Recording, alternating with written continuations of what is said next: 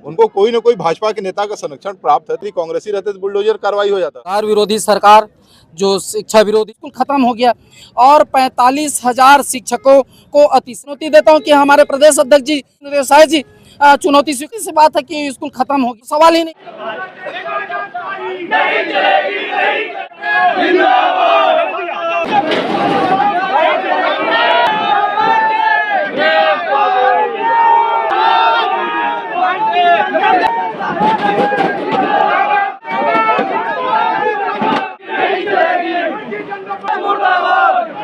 चलेगी नहीं चलेगी।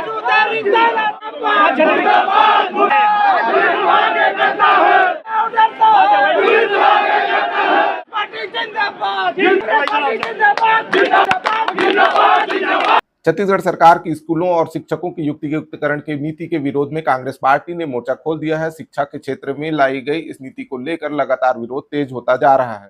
जोहार, नमस्कार, मैं हूं उत्तम बंजारे और आप देख रहे हैं नवा बिहान छत्तीसगढ़। शिक्षा केवल एक व्यवस्था ही नहीं बल्कि भविष्य की नींव होती है, लेकिन जब शिक्षा की नीतियां बच्चों के अधिकारों और युवाओं के सपनों को प्रभावित करने लगे तो सवाल उठना तो लाजमी हो जाता है। इसी को लेकर आज जिला कांग्रेस कमेटी की मुंगेली के नेतृत्व में विकासखंड पथरिया में कांग्रेस कार्यकर्ताओं ने विरोध प्रदर्शन करते हुए विकासखंड शिक्षा अधिकारी और एसडीएम को राज्यपाल के नाम ज्ञापन सौंपा। ज्ञापन के माध्यम से छत्तीसगढ़ सरकार की युक्तियुक्तकरण की नीति को तत्काल वापस लेने की मांग की गई है। कांग्रेस नेताओं का आरोप है कि यह नीति पूरी तरह से अवैधानिक और अनैतिक है। उनका कहना है कि इस नीति के जरिए सरकार हजारों स्कूलों को बंद कर खासकर गरीब और पिछड़े वर्ग के बच्चों को शिक्षा से वंचित करना चाहती है। साथ ही यह भी आरोप लगाया है कि यह सरकार उन बेरोजगार युवाओं के भविष्य के साथ खिलवाड़ कर रही है जो वर्षों से शिक्षक बनने का सपना लिए बीएड और डीएड जैसी डिग्रियां हासिल कर चुके हैं और शिक्षा विभाग में नौकरी की राह देख रहे हैं। कांग्रेस नेताओं ने स्पष्ट किया कि यह नीति केवल विद्यार्थियों के अधिकारों का हनन नहीं बल्कि शिक्षा की जड़ों को ही कमजोर करने की साजिश है। कांग्रेस ने चेतावनी दी है कि अगर सरकार इस नीति को वापस नहीं लेती है तो राज्य भर में एक बड़ा आंदोलन किया जाए। इस वीडियो में देखिए कि आज दिन भर क्या कुछ हुआ पथरिया में। जो शिक्षा न्याय यात्रा था वह 10,600 कुछ स्कूल जो बंद किया गया है उसके विषय में था और हम लोग इसका पुरजोर विरोध कर रहे हैं। बस्तर से लेके और सरगुजा तक सभी जगह कांग्रेस के सारे ब्लॉक मुख्यालयों में 3-4 चरणों में हमारा विरोध चालू रहेगा और ये विरोध प्रदर्शन ज्ञापन से लेकर गिरफ्तारी तक जारी रहेगा और जब तक सरकार अपना निर्णय वापस नहीं लेती तब तक हम लोग इसका विरोध करेंगे। सरकार कह रही है कि आप लोग जो है भ्रम फैला रहे हैं। सरकार स्कूल बंद नहीं कर रही है, सिर्फ स्कूलों का मर्ज किया जा रहा है, कोई पद समाप्त नहीं किया जा रहा।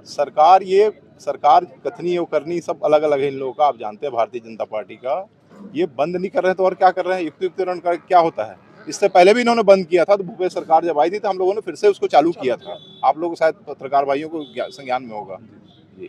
सरकार का कहना है और भारतीय जनता पार्टी का कहना है कि कांग्रेस पार्टी जो है जन विरोधी पार्टी है, विकास विरोधी पार्टी है। इस पर आप क्या कहना चाहेंगे? देखिए, आप पत्रकार हैं, आप जानते हैं कि अभी विष्णुदेव सरकार जो रोजगार विरोधी सरकार, जो शिक्षा विरोधी सरकार है, जो हमारे नौनिहाल लोग के भविष्य को अंधकार में डालने वाले 10,463 जो स्कूल मर्ज कर रहे हैं। आपको पता होगा कि यूडाइस कोड होता है, जैसे यहाँ जितने लोग इकट्ठे हैं सबका कोई नाम है। यहाँ 10 लोग इकट्ठे हैं या 100 लोग इकट्ठे हैं, 100 लोगों का अपना अपना नाम है। अगर 40 लोगों का नाम खत्म कर दे, 60 लोग कर दे तो 40 लोगों का गुमनाम हो गया। इस तरह से छत्तीसगढ़ सरकार 10,463 स्कूल का यूडाइस कोड खत्म कर रहा है, यानी कि मर्ज कर रहा है। सीधी सी बात है कि स्कूल खत्म हो गया और 45,000 शिक्षकों को अतिशेष बता के जिस तरह से उन्होंने युक्तियुक्तकरण किया है उससे रोजगार का तो सवाल ही नहीं है। वो स्कूल तो पूरी तरह से भरे हुए हैं। आप कहाँ पर भर्ती करेंगे? 57,000 शिक्षकों की भर्ती की बात करने वाले मोदी की गारंटी को आप बताइए, आप स्पष्ट कीजिए। और आपको तो मैं चुनौती देता हूं कि हमारे प्रदेश अध्यक्ष जी के साथ आप बैठ के 1 to 1 कीजिए, डिबेट कीजिए। हमारे प्रदेश अध्यक्ष दीपक बैद जी और विष्णुदेव साय जी चुनौती स्वीकार करें और स्थान, समय और जगह वो तय करें और बताएं। अगर वो सही है तो दूध का दूध और पानी का पानी हो जाएगा। प्रदेश में विकास हो रहा है, अंडा की ठेला लगाने वाला आज ऑडी में घूमने लगा है, आप लोगों को दिखाई नहीं देता? देखिए, अब ये यही बातें हैं कि जो साइकिल में चलने वाले लोग थे वो ऑडी और स्कॉर्पियो में चल रहे हैं, और कांग्रेस पार्टी के कार्यकर्ता जो आज़ादी की लड़ाई लड़े, अपनी ज़मीन जायदाद को बेचे, जेवर बेच दिए।